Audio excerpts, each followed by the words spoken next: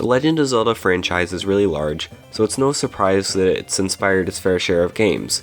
Most of these games obviously aren't nearly as popular as the original series, so it's often hard to know if they're any good.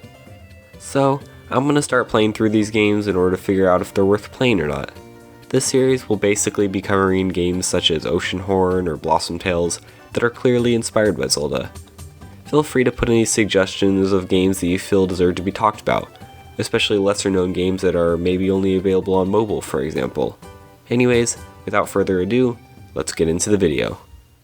Now, I'm actually going to be breaking my own rules a little bit for this first video, since I'm going to be talking about a game called Swordigo. Swordigo is a mobile game made by TouchShoe, and if you haven't heard of them, don't worry, they only made a couple mobile games around 2010, so they're not exactly incredibly well-known developers. However, just because they only made a couple games doesn't mean they aren't really good. So, like I said, I'm breaking my own rules here, since Swordigo is actually a Metroidvania.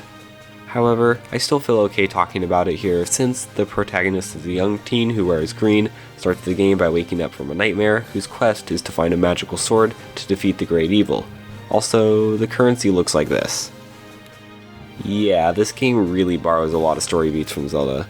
Just in case you aren't quite convinced by the little spiel I gave, let's talk about the game itself. I'm going to avoid any actual story spoilers because I really do like this game and think it's worth playing, but I'll probably go into a little bit more detail on the mechanics and the gameplay, so if you want to avoid spoilers on those, then I'll put timestamps on the screen to help you skip them.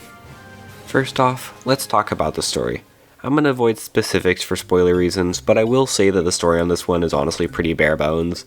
There are only a few important characters and even fewer recurring ones, but sometimes a game doesn't really need a complex story to be fun. The story is mostly just a frame for the rest of the game to take place, so if you like games with a lot of depth and story, then this game probably isn't for you. But story isn't all there is to a game, so let's talk about the mechanics. The mechanics in this game are actually pretty nice and feel very easy to use. Like I said in the intro to this video, the game is a Metroidvania, so it's designed around passing certain obstacles and saying, oh, I bet I'll get an ability so I can go there later. Anyways, the game includes well-defined dungeons. This is interesting because it doesn't really fit with the Metroidvania style, so I guess there is a little genre hopping going on. Granted, I've never played a Castlevania game, so this could be a thing in that series, but from the little research I've done, it doesn't appear to be the case. In these dungeons, you do the standard things such as fighting a mini-boss, getting a new item, using keys to unlock doors, and fighting a boss at the end. Speaking of items, there are a few that you get throughout the game, and they play really nicely. Of course, the standard weapon is a sword, which you can upgrade repeatedly through various hidden areas or mini-dungeons. The sword actually has this neat little auto-locking mechanic where if you get close enough to an enemy and use your sword, going the other direction will not turn you around, but instead make you back up while facing them.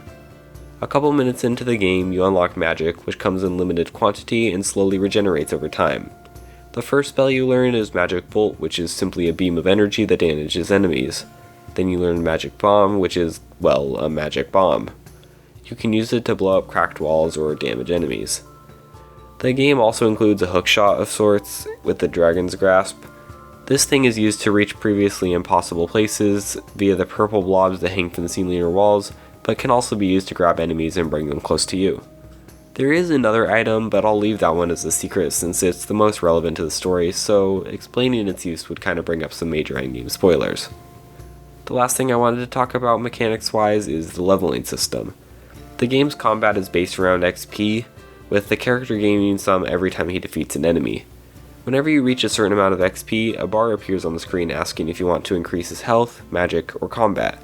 What's really interesting to me is that the Zelda game that Swordigo uses the most as inspiration seems to be The Adventure of Link, which is an interesting game to imitate, but quite frankly I think it does pretty well.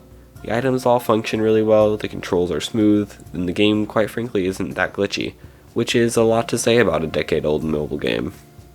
Of course, there are a few miscellaneous things that I didn't really feel deserve their own categories, so I'll just put them here.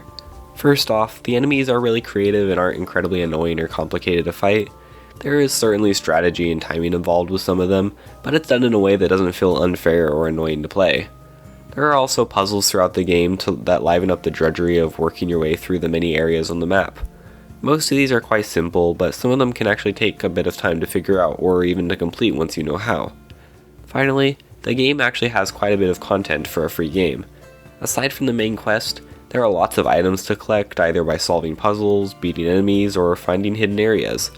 The best part about the system they designed is that each section of the game lists how many secrets are located within it, so 100%ing it isn't incredibly boring or time consuming as you work your way back and forth between areas trying to find where the stuff you missed is. Okay, so before I wrap this video up, I do need to talk about the negative components. Now, up till this point, I've been pretty optimistic and positive about the game, both because I think it is generally a pretty good game, and also because I just personally like it. But of course, no game is perfect, so let's go over what it doesn't do well. The most obvious thing to talk about are the graphics. Obviously, those don't actually affect the game, but it is still nice to enjoy what you're looking at, and the game looks like it came straight from the PS1. Aside from that, the game can be a bit confusing at times. For example, most of the time if you fall into a pit, you die, and that's to be expected. However, in a select few cases you actually need to fall into a pit in order to progress or collect an item. Another not major but seriously annoying bug is that even when falling into these pits, you still take the half-heart of damage that comes from dying in a pit. There were times when I was playing through the game with low health and went into one of them, only to die for no reason. This is especially annoying for new players, as it's not always obvious that you're losing health in the first place, so it could make the player think that the pit they fell into was not actually the right path, leading to them getting stuck. And last but certainly not least, the end of the game is stupidly hard. I obviously won't talk about why, but I'll just say that the end of the game is pretty time consuming and there's no checkpoints, so if you die, you have to do it all again. So is it worth it? Well, definitely in my opinion. First off, the game is free, unless of course you want to get rid of the ads. There's plenty of content within the game, and while it certainly lacks polish, it still plays smooth enough that you'll almost definitely have a positive experience. It's the perfect game to just sit down and play on your phone for a few minutes when you have free time. And well, that's just about all I have to say about the game. This video was really fun to make. This is my first time ever making a review, so I hope you enjoyed it. If you did, then be sure to like the video, and if you really liked it, then feel free to subscribe. I know this is my first video in quite a while, so it probably won't get recommended nearly as much as previous videos, so sharing the video with your friends would be much appreciated. That's all I have for you guys right now, so until next time, I'm TruthForce, and I'm out.